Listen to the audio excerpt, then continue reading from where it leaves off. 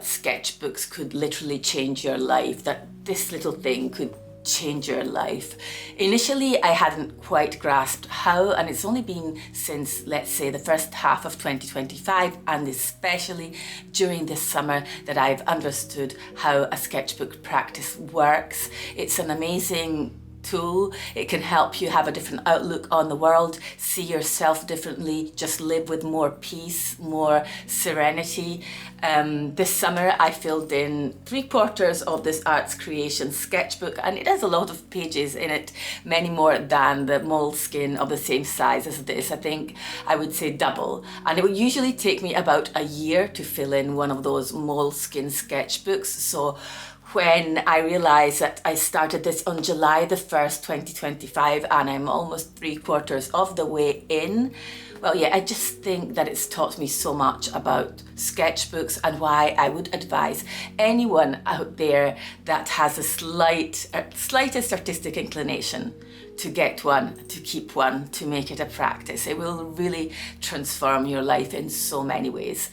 So let's talk a bit about that in today's video, as well as what my favourite watercolour palette is, since a lot of you have asked me to say the names of the colours that I use more often. So let's start. I really need to give it a revamp. Palette glow up. So it's always a good idea to spritz your colours with water anyway, and let it sit.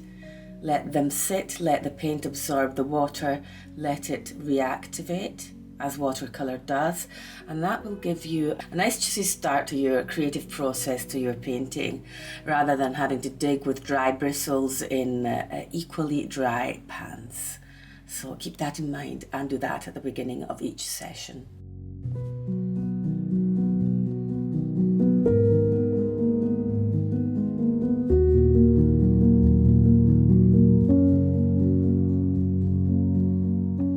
So cerulean blue is my go-to blue. It's a very milky colour, and you have to think of colours not only because of how they look on their own, but what they're going to look like when you mix them with other colours. For example, I very often mix a red with a little bit of cerulean blue with a little bit of some kind of yellow, like yellow ochre, for example, and that will be my start off point for any skin tone.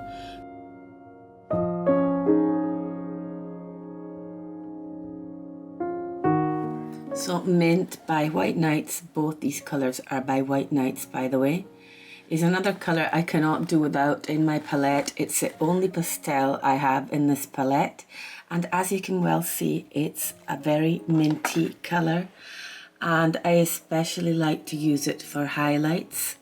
I have an example of that here, where you can see I used Mint for the highlights in her face and also in her hair.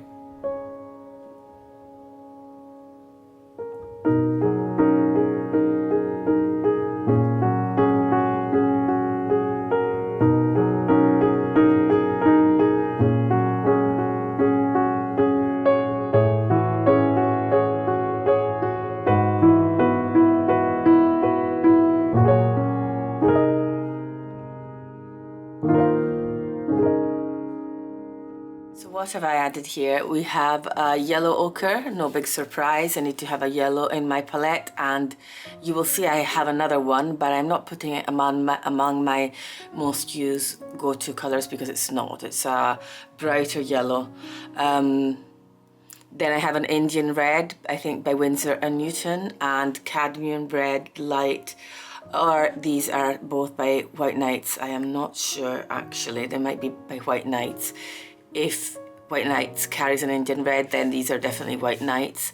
So we have White Nights, and then we have yellow ochre by Winsor & Newton, and Indian red is that colour that I love to mix with cerulean blue and yellow ochre to get my skin tone to start off with. And cadmium red light is just that cherry London telephone booth red that I cannot resist. It just is this immediate pop of colour that says I'm here, and it's so yeah, satisfying because it's so pigmented. The moment you put it down, it's right there.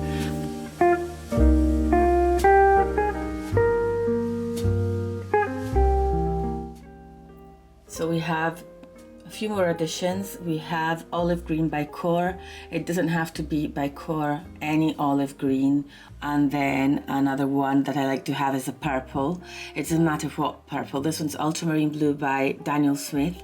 I don't want the purple to be too warm, and I don't want it to be too saturated. I want it to be kind of very delicate when I put it down, so that is my purple of choice. And of course, my beloved cannot live without Rose Doré by Winsor & Newton. This is my favorite blush tone for lips, for cheeks. I love using it. It's a must-have. And this is Editing Fiona here. Before I get caught up in what feels like hours of me rambling on about colours, spoiler, I have a neutral tint I like to use for dark values, and 2 more pinks and 2 browns, a bright blue and a bright lemon yellow. Apart from the browns and the neutral tint, none of these are as crucial to my painting as the ones I showed you while swatching. Now I wanted to talk about how my relationship with my sketchbook has changed the way I look at life. When I first picked up a sketchbook years ago, I wanted it to be very visually pleasing, and that led me to not use it as much, or maybe to fill in a page or 2 now and then. Never mind the watercolor ones that I later bought. It's when I saw other artists, especially online, showcase their so-called ugly sketchbooks and see how ideas could be found in little corners or scribbles and doodles that I thought, who cares? It's only me. And I basically started documenting the world around me, I would dare to say daily, in the art creations journal I showed you earlier.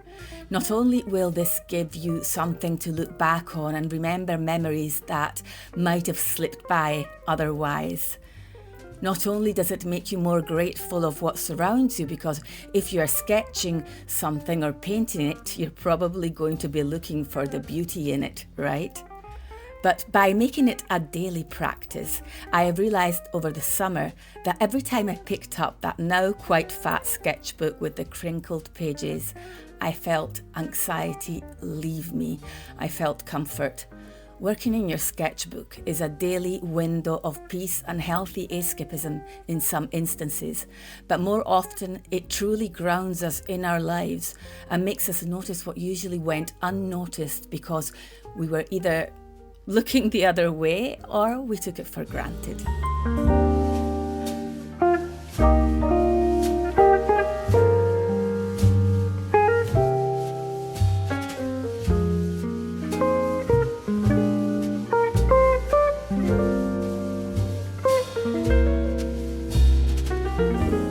Okay, so what I want to do is recreate this painting. This painting was done to test this watercolor paper by Meaden. I really love the concept of her having all these owls in her hair, so I have recreated the painting down here. I've added a fox, and I'm going to keep adding little creatures to all the little hollows that form within her hair.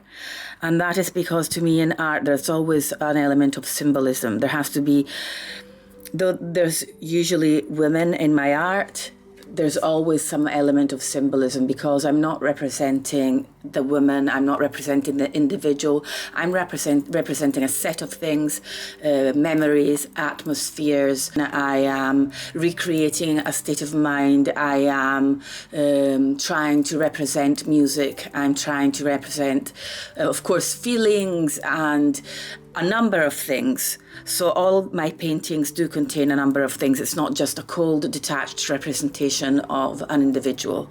It's, I don't even know how to say it really. It's just like spirits from nature emerging from the woods, from rivers, from the ocean, from everything. It's energy. Okay, let's put it that way. That is what I want to represent. I am not even close to getting where I want to get yet, but this kind of painting, it's a little bit of how we never truly grow up, how we go on wanting to believe in fairy tales and pushing ourselves forward. My paintings always contain the human element, because the human in the painting represents how we can always change, how we can always improve our lives, how it's up to ourselves, our decision making, in spite of all the things that life throws at us at times. And I think that art is a really good way to connect with that part of ourselves that still believes. Okay, so we have this sketch that we've got to continue. This Koval sketchbook doesn't really take graphite very well, so even if I usually transfer my drawings onto the sketchbook, because I don't want to ruin the precious watercolor paper by erasing constantly with my eraser, this didn't really work, so I almost had to do the complete sketch on my own. I don't transfer animals. I find them easier to do than human beings, but I usually do transfer the sketch of the human being. So that is why you don't see me draw on watercolor paper very often. If I draw, it's to practice in my other sketchbooks. Sometimes when I want to capture an emotion and I want to do it fast, I am extremely loose, extremely sketchy with my sketches. You can see this was done in the evening, and I just wanted to get this feeling down, and I love it. Also this one, as you can see, I didn't pay much attention to the proportion of the eyes. I really like the fact that there were these elements in the foreground and then this woman looking back. And also another one, I did these in quick succession, is this one. So I really love the concept of this one. I really love the scribbly feel of the pen behind the stars, her hand kind of coming out to frame the piece. And I think all this was done without a reference, so sometimes my sketches are like this. They don't look very good, but it's just getting that concept down. Sometimes they're a little bit more polished. These are from our sketching exercises that we do on Patreon. So it just shows you most of the time my sketches are quite simple, to be honest.